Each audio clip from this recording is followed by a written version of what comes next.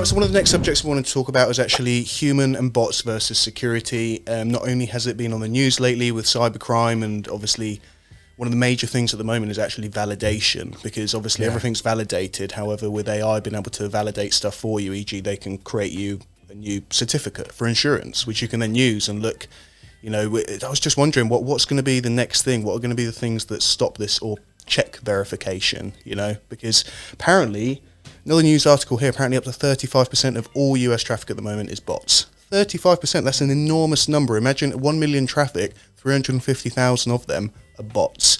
And I can tell that just through, I don't know if you've noticed as well, through the traffic on my sites, even traffic on YouTube and stuff that. The thing, like, you know, I mean, I got to the point of it. There are different traffic checking tools, right? So if you look at SimilarWeb, it's not real traffic. What was that, sorry? SimilarWeb, all those big tools are there, right? So if you look at Alexa, if you look at SimilarWeb, however, I really come. If you look at Href, so they do like a little bit of a guessing according to the ranking. So that's not real traffic. So even their bot identification, I because I did a real tell. If you're a person and if you want to really see as much as accurate as possible traffic according to from the testing we've done, I check Google Analytics and Clicky, and I try to come. So with the Clicky, I actually check it. And click, you can see the traffic, where they came from, where they navigate, and the clicks actually come. And I tested it by having some people for a period of time. So 10 people actually come. They're navigating. I record only them for a particular news site. And I tested them on a thing. And I know I only sent 350 traffic visits for that month. I did it back in the day.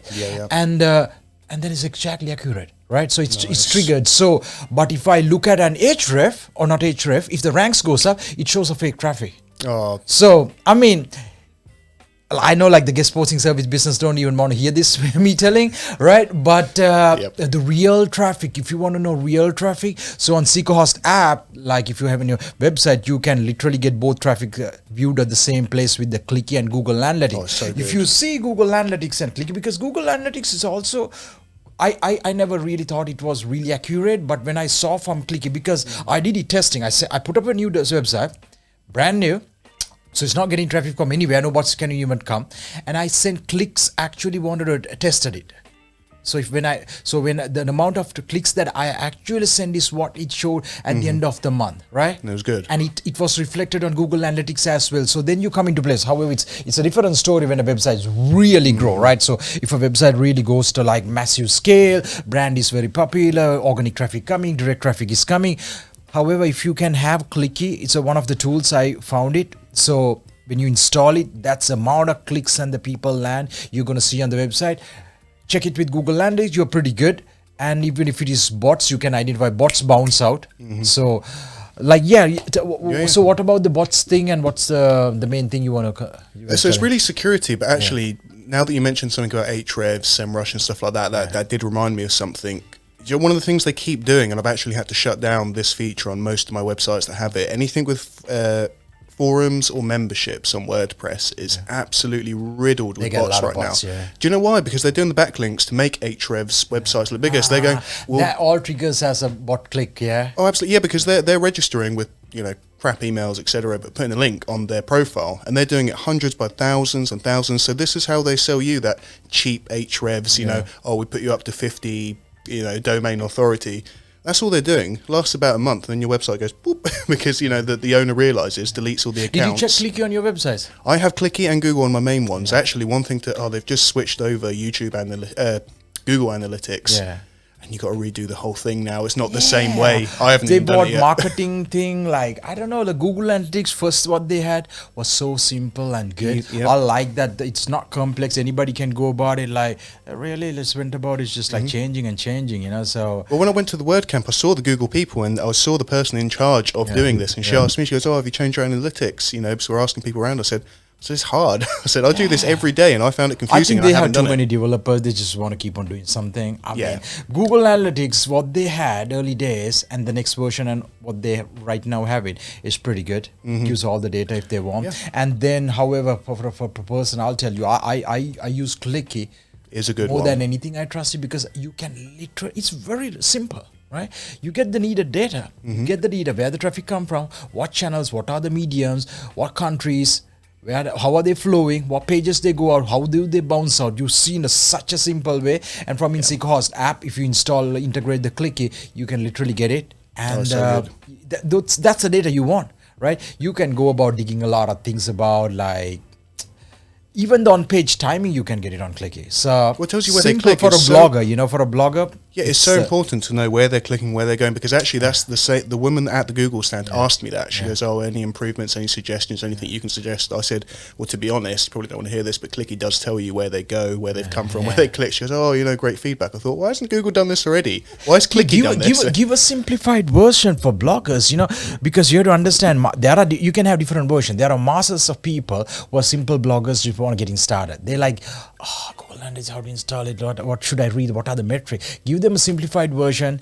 What's my traffic? Where are they coming from? How long they're spending? How are they bouncing out? What should I improve on the site? That's what you really need on it. So that's where Coco Analytics, I don't know if you've ever heard of it, it is the most simple analytic plugin you can put on a website. I've got it on all of them just because it shows you, but again, it doesn't detect bots. It would just give you the traffic. But if you're looking for a simple, like you said, just a simple blogger, I just want to know how many people are viewing my post. Coco Analytics, install, plug and play straight away, no configuration. So a little tip in case you are looking for quick analytics. Yeah, quick analytics tips plus filter of the bots. Bots is unavoidable as the site grows. Another thing for bots, WordFence. Use WordFence as a very powerful security plugin, and it will tell you exactly who. I mean, it obviously can't tell everybody. Yeah. You can see on the traffic tool, bot, human, and then you can put different traffic rules. So another little tip there is install WordFence. WP Server's good, not as good as WordFence. There's a few other ones. You've got WP Guardian coming out as well from the Web Pros team as well, but that's a while to come yet. But I think security is going to be a big thing coming up though. There's just you can't tell who's what, and then if you're doing stuff to get verified online, how do you know it's not a bot now? They can create, AI can create something way quicker than a lot of people will do to trigger traffic anyway. In the guest posting business model, a lot of people want to show traffic, and if they trigger the traffic, even for click, if you send fake traffic by bots, it will show you, right? Because the number of traffic to sell it, people do that. One game in the system, be the smart to identify the site not just from the traffic. Is the site really having good content? How is the domain authority looks like? Get a few metrics. Get Coco traffic, clicky, check it on Google. All are accurate, right? What's it on Href showing? So get an idea. You can get an idea about the site. So, yeah, absolutely. And people have been using another thing I noticed actually a little bit scammy. Udemy courses. I search my Udemy courses and it comes up. All of my Udemy courses come up on this random website. Yeah. Click on it and they've literally stolen all the Udemy courses, re-uploaded them and uploaded them. So you can find the SeekaHost Udemy course on this other. I put a report out to Google. Yeah. But they've literally just done it. They've taken every Udemy course and they've uploaded it onto their site. I don't know how they do it. It must be some sort of, like when you can take a video off YouTube. Yeah. Whole course. All of our courses were up there on this. So then we should go after them. I did. I straight away. And now they're selling there. I don't know because I didn't want to click. It could be a phishing site as well. But you like all the information was there, all the details. They'd copied all the details that I wrote on Udemy. They put it on the course as well. All my videos were in the right arrangement. I didn't want to click it though, just in case it was one of them phishing sites. So God, people out these days, people are doing a lot of people have a lot of time to waste. Really, what they should be doing is like build a brand, get on with their business, make the money, move on, see the life really. So a lot of people hacking, it's just like hackers and all. What kind of a thing, right? Hacking, putting like horrible stuff on a person's website, waste your time, which you don't even. Yeah, so a lot of things going on the web, but you gotta have security. As a security, what are the plugins that you would use for bloggers and normal website owners? What are the very simple plugins that you would recommend? Simple. So two I always use, always is WordFence. When you get WordFence, do the two-factor authentication for admins. That's really super important because anybody can eventually guess your username and password. If you've got two-factor authentication coming to your phone, then it's not impossible, but it's almost impossible to get in. And then back that up with the second security plugin. I usually use WP Server. Okay. It's really good. I don't know why they took it off the WordPress list for a little while. You can download it on WP Server. They keep it updated. It's super good. Checks your traffic in and out. Blocks certain areas. And between them two, or at least WordFence and another one, iTheme security, something like that, you're gonna be pretty safe. I mean, touch wood. I've got about 20 websites and no one's managed to get in yet, you know, in all the years I've had it. And that's just because they probably could if they put in a couple of days to it. But why? Why would they do that? They'd go, okay, let's go to another website that's easier, you know. So make it hard for them. Just make it hard. It doesn't have to be impossible. It just has to be hard enough for them to go, I can't be bothered. I can't be bothered to try and two-factor authentication.